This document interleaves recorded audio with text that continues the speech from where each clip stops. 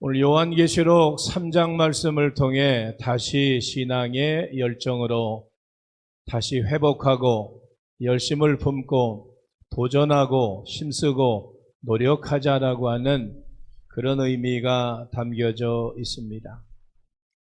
세상에는 사람의 기준이지만 어떤 사람이 성공했다, 참 어떤 사람이 뛰어나다, 우리가 그런 이야기를 할 때가 많이 있죠. 대한민국의 경제를 이야기할 때 대한민국의 경제에 성공한 사람들 이야기하면 누구를 이야기할까요? 옛날 사람부터 이야기해도 좋아요. 누구요? 정주영, 이건희, 이병철, 옛날에 돈병철이라고 그랬죠. 또 누가 있어요? 구자경, 우리 아저씨입니다. 우리 아저씨 뻘입니다. 근데 제가 한 번도 찾아가지 않았어요. 지금 구 본무 다 사촌간입니다. 한 번도 찾아가지 않았어요.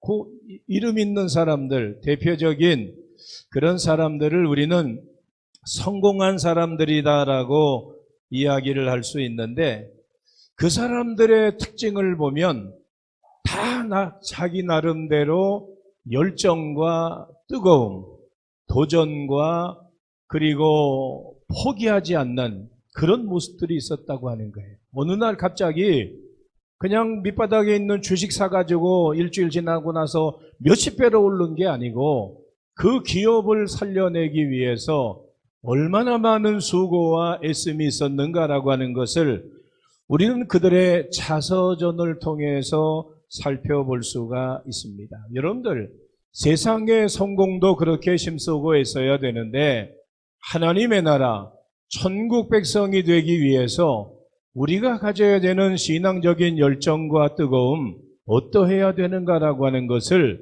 우리는 생각해 볼 수 있습니다.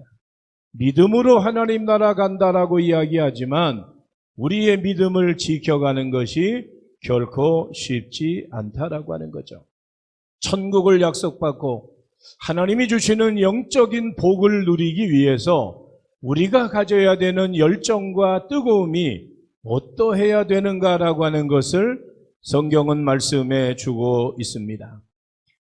그 소아시아, 요한계시록에 나오는 소아시아 7교회의 지도가 있습니다. 이것이 터키, 옛날에는 터키라고 이야기했고 요사이는 투르키예라고, 좀 발음하기도 어려운데 터키라고 하는 그 지역, 이 지역의 소아시아 7교회를 배경으로 해서 요한계시록의 말씀이 예언적으로 증거되어지고 있는 것인데, 오늘 말씀에 보면 이제 이 빌라델비아 교회가 나오고 있는 것을 보게 되어지죠. 그래서 이 빌라디아 교회에 대한 라오디게야 교회에 대한 그런 말씀을 해주고 있는데, 오늘 지도에 보면 중간에 라오디게야가 나옵니다. 그 라오디게야 위아래로 또 두 지역이 나오고 있어요.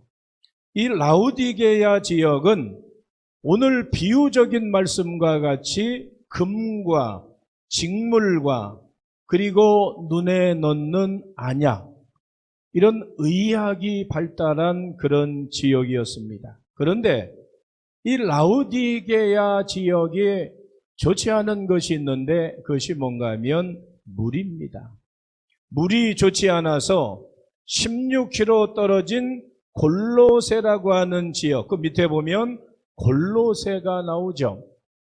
이 골로새에서부터 차가운 식수를, 물을 수로로 만들어가지고, 요사이는 땅속에다가 관을 묻어서 오는데 예전에는 그렇게 못하잖아요. 겉으로 나타난 그냥 수로, 돌을 깎아서, 나무를 깎아서 수로를 만들어가지고 16km의 그 물, 그리고 골로새 지역에 있는 물이 지금 이제 이 라오디게아까지 그 물이 흘러서 오면, 차가운 물이 이제 골로새에서 출발을 해도 나중에는 라오디게야 지역에 오면은 그 물이 그냥 차갑지도 않고 뜨겁지도 않고 미지근한, 사람이 먹기에 시원하지 않은 그런 물이라고 하는 거예요.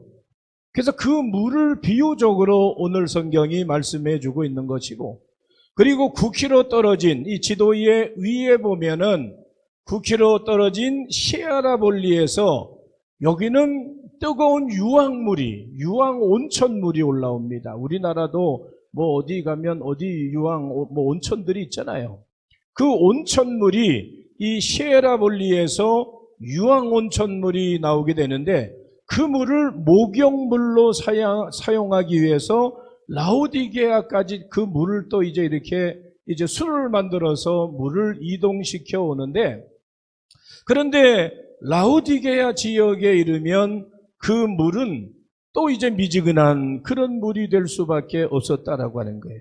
그래서 오늘 이 말씀과 마찬가지로 오는 동안에 차지도 않고 뜨겁지도 않은 미지근한 물로 변해서 다시 그 물을 사용하는데 어려움이 있었다라고 하는 거죠. 지역적인, 환경적인 그런 영향이 있었는데, 그것을 오늘 말씀 라오디게아 교회가 마치 미지근한 물과 같다.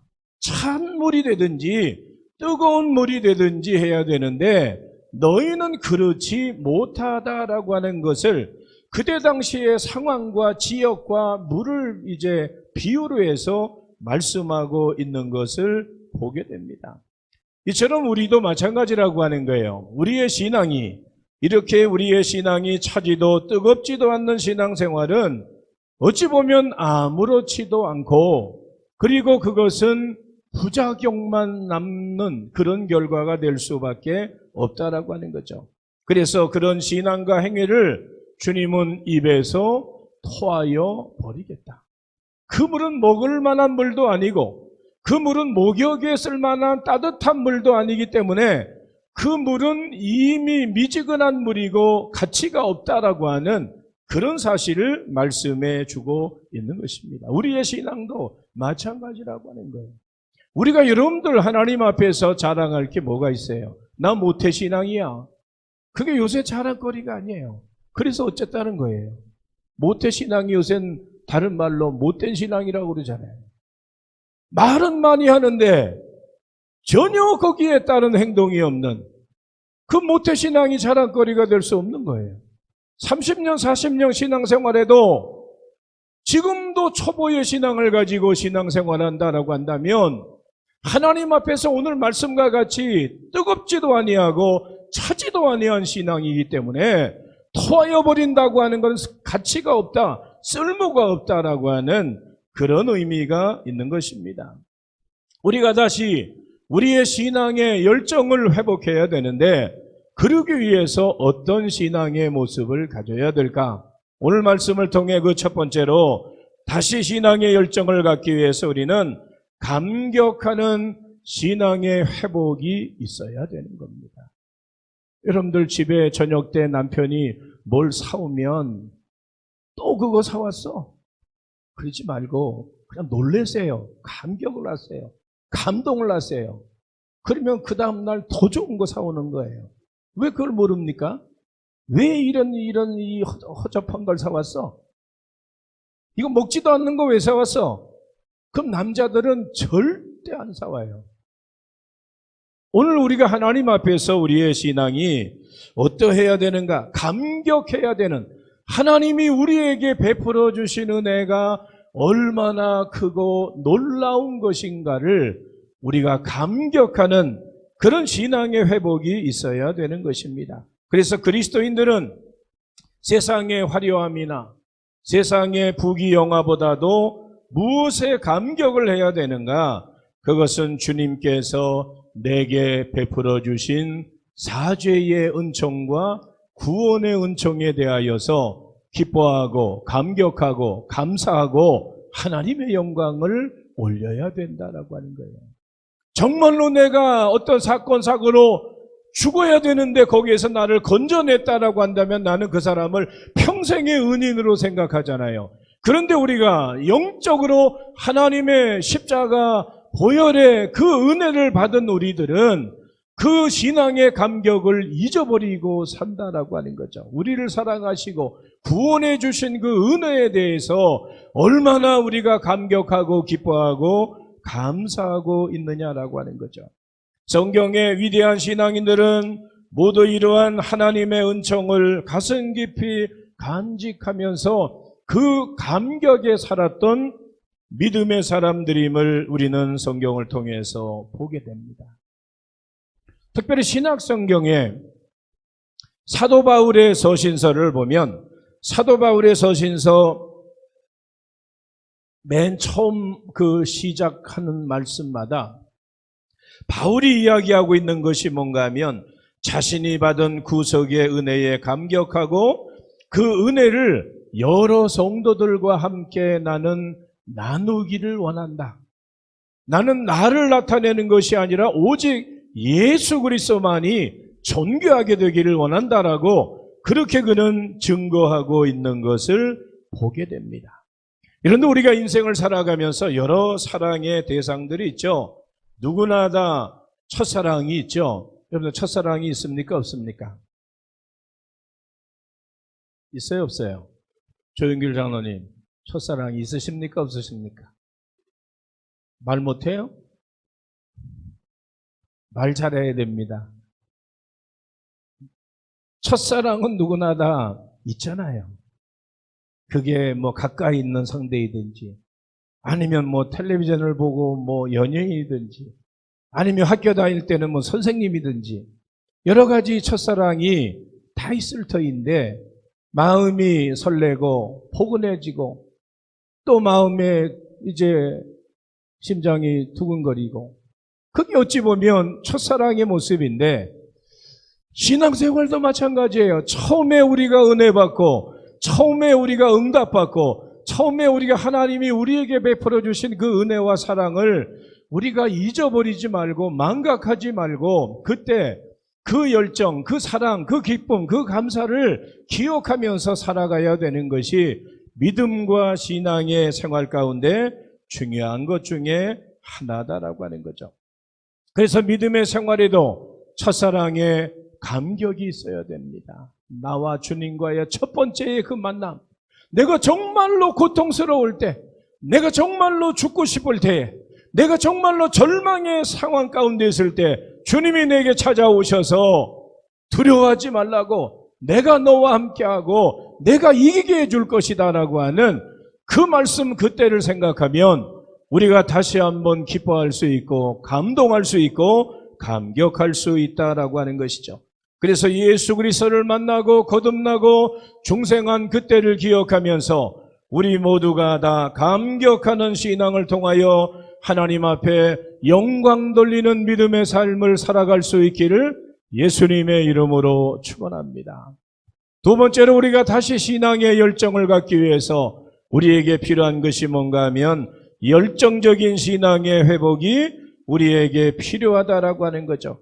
여러분들 열정적인 사람의 특징이 무엇입니까? 일을 열심히 하고 수고해도 피곤한 줄 모르고 다시 한번 더 열심히 뜨거움을 가지고 행한다고 하는 것이 열정적인 사람들의 모습입니다. 이사야는 이렇게 증거하죠. 열정적인 성도는 어떠한가? 독수리가 날개치며 하늘 창공을 올라감같이 그렇게 피곤하지 아니하고 그렇게 달려가도 곤비치 아니하고 하나님이 우리에게 힘을 주시기 때문에 우리가 뜨거움을 가지고 달려갈 수 있다라고 말씀하고 있습니다. 성경에 실제적으로 성경 속의 위인들을 보면 그들은 언제나 그 시대마다 뜨거움과 열정을 가졌습니다. 대표적인 사람, 믿음의 조상 아브라함을 우리가 생각해 보게 되죠. 출애굽의 영웅 모세를 우리가 생각해 보게 됩니다. 여호수아와 갈렙 가나안 땅을 향해서 전진하고 있는 그들의 모습을 보면 그들의 신앙의 열정이 어떠했는가라고 하는 것을 분명히 알 수 있습니다. 오늘을 살아가고 있는 우리도 마찬가지다라고 하는 거죠. 하나님은 이런 열정적인 사람을 통해서 하나님의 위대한 역사를 만들어 가시는 줄로 믿습니다.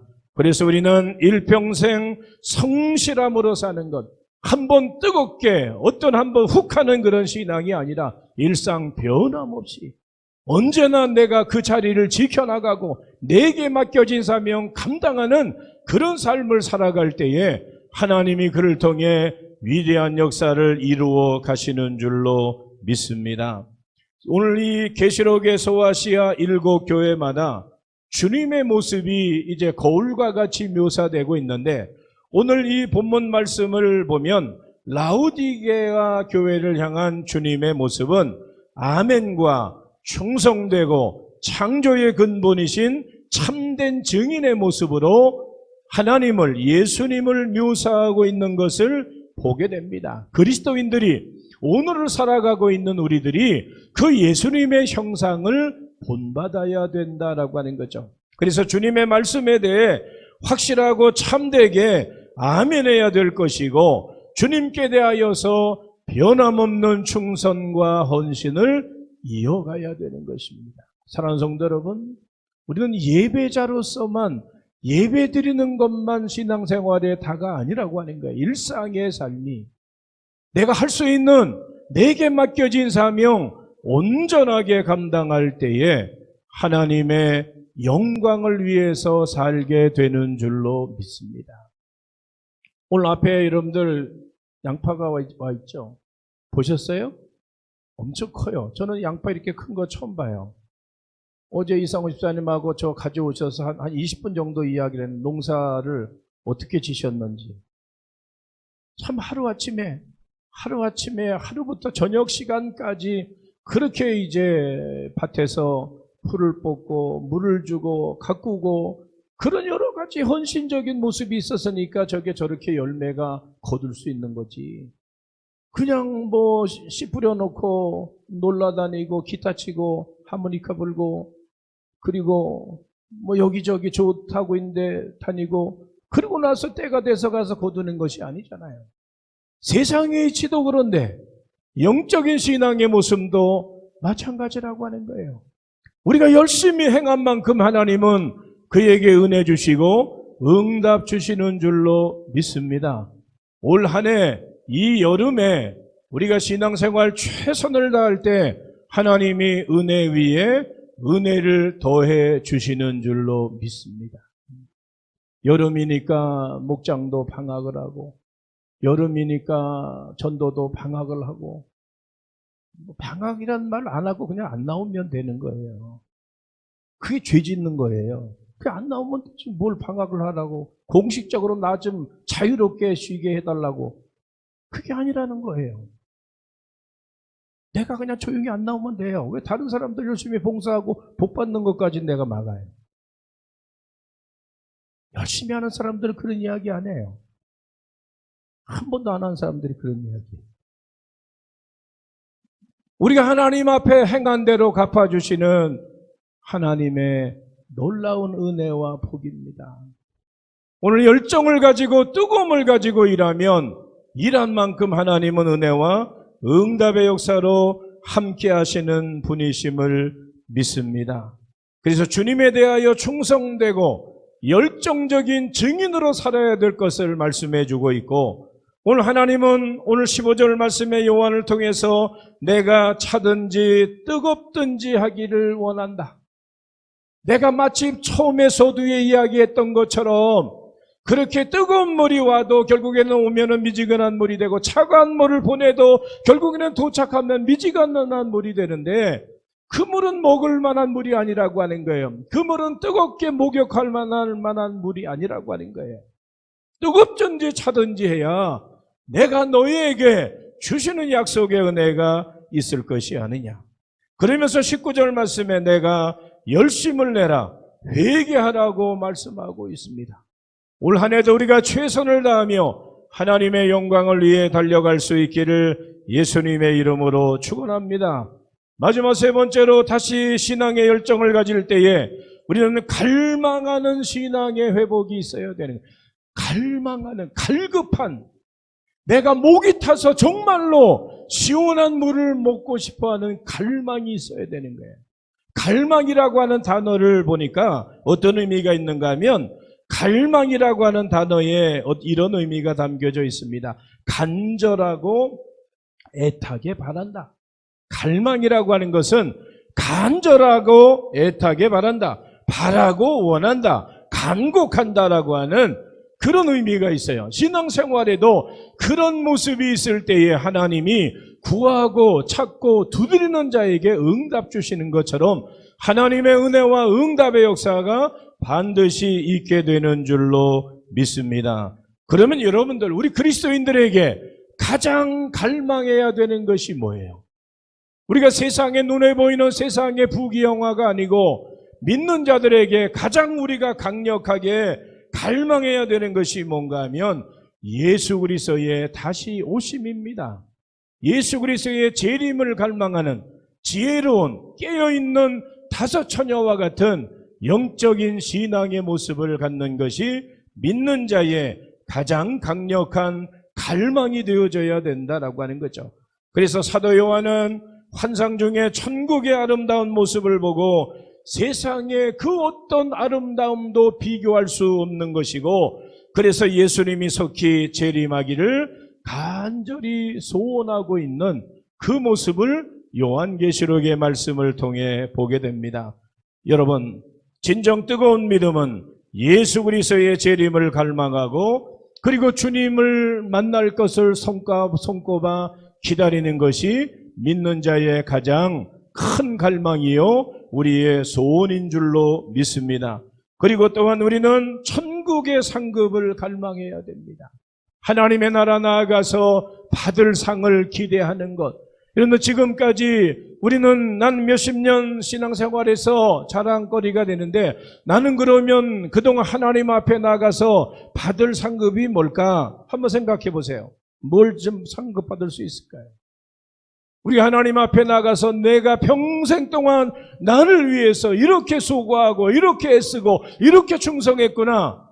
그렇게 이 하나님이 면류관을 주시고 상급을 주실 건 뭘 내가 받을 수 있을까? 한번 우리가 생각해 보는 시간도 우리에게는 필요한 것입니다. 주님은 축복을 사모하는 자들에게 주시고, 따라서 그 복을 받을 만한 행함을 가지고 살아가는 자들에게 또 다른 은혜와 응답으로 함께 하심을 믿습니다. 영적인 복을 사모하는 사람 중에도 천국의 상급보다 세상의 물질, 세상의 부귀영화에 더 관심이 있는 사람들이 많아요. 신앙생활은 여러분들 교회 중심의 신앙이 되어져야 돼요. 아파트 저쪽 이쪽 분양한다고 거기 쫓아다니는 게 아니라고 하는 거예요. 그것도 필요하고 중요한 것이지만 세상 사는 일에 교회 중심의 마음과 생각을 가져야 하나님이 복 주시는 거예요. 내 편리대로 내 환경 따라서 가는 신앙이 아니고 주의 말씀 따라 어떻게 하면 내가 성전 가까이에서 제단 쌓고 여호와 하나님 앞에 충성하고 헌신할 수 있을까? 그 마음을 가질 때에 하나님이 우리를 기뻐하시는 거예요. 그래서 우리가 그렇게 살려고 힘쓰고 애써야 하나님이 그 같은 사람들에게 또 다른 하나님의 응답과 응답의 그 은혜의 역사를 허락해 주시는 줄로 믿습니다. 세상의 복은 잠시와 순간입니다. 천국의 상급은 영원함을 성경은 분명하게 말씀하고 있습니다. 그러므로 성도는 세상 가운데 살면서 우리는 천국의 상급을, 영적인 상급을 갈망하고 갈급하는 그런 신앙의 모습을 가져야 되는 것입니다. 오늘 결론의 말씀을 드립니다. 오늘 요한계시록의 오늘 3장 말씀을 통하여서 다시 우리가 신앙의 열정을 가지기 위해서 필요한 것이 무엇인가? 세 가지를 함께 말씀을 나눴습니다. 따라서 해봅니다. 감격하는 신앙이다. 열정적인 신앙이다. 갈망하는 신앙이다. 우리 하나님 앞에서 과거에 대한 신앙의 열정과 뜨거움도 중요하지만 다시 한번 우리가 감격하고 열정을 가지고 갈망하는 신앙을 통하여 오늘 하나님 앞에 우리가 착하고 충성된 종이라고 하는 오늘 16절 말씀에는 미지근하여 뜨겁지도 아니하고 차지도 아니하니 내 입에서 너를 터여버리리라고 말씀하고 있습니다. 뜨거운 신앙 되어지고 열정이 있는 신앙 되어지고 열심히 있는 신앙 되어지고 하나님을 영화롭게 하는 믿음의 삶을 살아갈 수 있기를 예수님의 이름으로 축원합니다. 기도하겠습니다. 하나님 감사합니다. 오늘 오후의 시간에 다시 한번 저희들을 주 앞으로 불러주셔서 우리가 다시 열정을 회복하며 뜨거움과 열심을 회복하게 하시고 하나님을 기쁘시게 하는데 온 마음과 뜻과 정성을 다할 수 있는 저희 모두가 되게 하여 주시옵소서. 하나님의 은혜에 감격하게 하시고 그리고 우리가 주의 말씀 보여잡고 열정과 열심을 품게 하시고 그리고 우리가 날마다 소망하고 갈망하며 하나님의 거룩한 뜻대로 살아갈 수 있는 믿음의 삶을 살게 하여 주시옵소서. 감사드리며 예수님의 이름으로 기도하옵나이다. 아멘.